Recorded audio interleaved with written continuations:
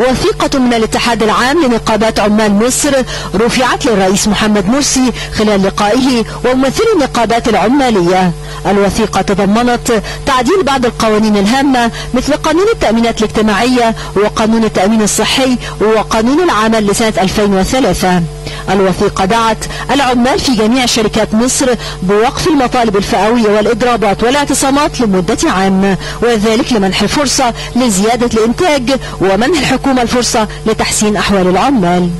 أكدنا على أن احنا عايزين ندعم الحوار الاجتماعي بين أطراف الإنتاج المختلفة، الحكومة وأصحاب الأعمال والعمال، وده يعني يقتضي تعديل القانون 12 لسنة 2003 حتى تكون هناك آلية في هذا القانون تجعل الحوار الاجتماعي ضروري وقانوني، ما يبقاش رجال الأعمال يمنوا على وزارة العمل وعلى منظمات العمال بأن احنا جينا. وخلال المؤتمر الصحفي الذي عقده دكتور ياسر علي القائم بأعمال المتحدث باسم رئاسة الجمهورية، جاء التأكيد بأن برنامج 100 يوم قد بدأ منذ تولي الرئيس مرسي مهام منصبه وليس مرهونا بتشكيل الحكومة الجديدة، لكنه قال أن التحديات التي تراكمت على مدار سنوات ستحتاج لأكثر من 3 أشهر،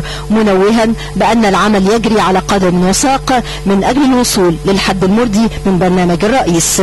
بالتأكيد هناك حلول طويلة الأجل، مفيش مشكلة بتتحل في 3 شهور ببساطة يعني، لكن هناك مستوى مرضي للأداء ثم نصل إلى مستوى ثابت ومستقر في مجمل هذه القضايا. أيضا هناك من أفرد أنه رئيس الوزراء المكلف ليس سياسيا، وهناك من قال ليس اقتصاديا، وهناك من قال احنا مصر تحتاج إلى تكنوقراط، وهناك من قال مصر تحتاج إلى سياسي.